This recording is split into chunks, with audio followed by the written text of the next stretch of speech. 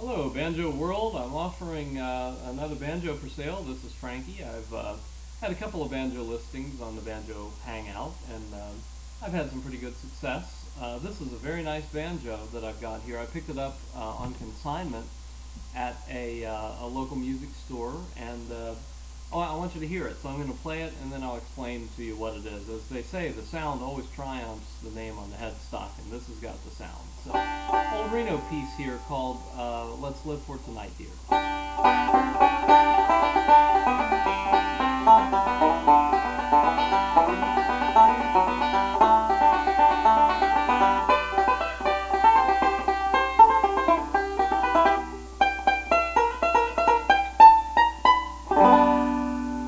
Okay, not a bad sound at all. The name on the headstock is Aria, which is Aria, which is a very common Japanese imported banjo. I have no idea what model number this might be, but I do know that it's got abalone in the headstock instead of mother of pearl, which makes it a little bit higher end model. It's not the Aria Pro 2. Those are a different level of banjo with a bell bronze tone ring, and they go for, gosh, I guess 800 bucks or so. You're going to pick this one up for half of that. One of the best features, other than the sound of this banjo, is the neck.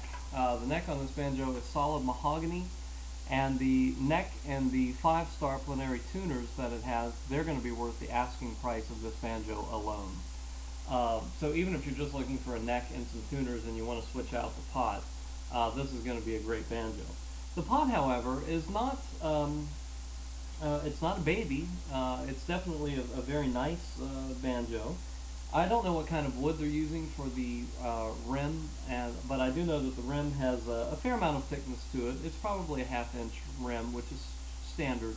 It's 5-ply. It's not multiply like 8 or 9 or 10-ply like you would expect on a Japanese import banjo from this era. It is 5-ply. Now, as we know, the standard in bluegrass is 3-ply maple. Well, we don't quite have that. What we have is 5-ply, which is still very good. The banjo does have a truss rod going down through the neck, but you're not going to need it because the action on this banjo is perfect. It's set up great. It was played, as I know, because it was on consignment from a guy who plays the banjo, so it was played a lot. However, it has no signs of fret wear anywhere on the necks or on the frets. So it's an extremely playable banjo. Stays in tune great. It sounds good, as you can tell. It would sound probably even better if you put a better bridge on it. This is just a regular, I'm assuming, Grover bridge. I don't know what it is, but I think it's a Grover bridge. It's cheap, nonetheless. As is the tailpiece. So if you switch out those two components, you'd really have an extra special banjo. But again, it's no slouch the way it is. In fact, I have played Gold Star GF85s coming out of China now that don't sound as good as this banjo. And again, you're going to pick this up for half of the price of one of those.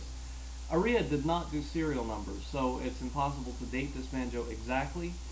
Based on the research that I've done on the internet, given the Bowtie Inlay, which was popular with Gibsons during the 1950s and 60s, a lot of Japanese banjo makers picked up on that in the 1970s and offered a bowtie model, and that's what this one is. So, in some ways, it is a master clone banjo, at least in terms of inlay, and those command a decent price. It's only got one coordinator rod. It does not have two. The tone ring, I'm assuming, is some type of, I don't really know what the tone ring is, so I don't want to know, or don't want to say. Probably aluminum, and it's a flathead. Looks like it's got about 20 holes. I don't exactly know. But again, it's got a great sound. It's got a nice resonator on it, which is also, I think that's mahogany, although I wouldn't swear to it. A great banjo for the price. I'm going to be offering it again at a very reasonable price on the Banjo Hangout. So if you're interested, please let me know.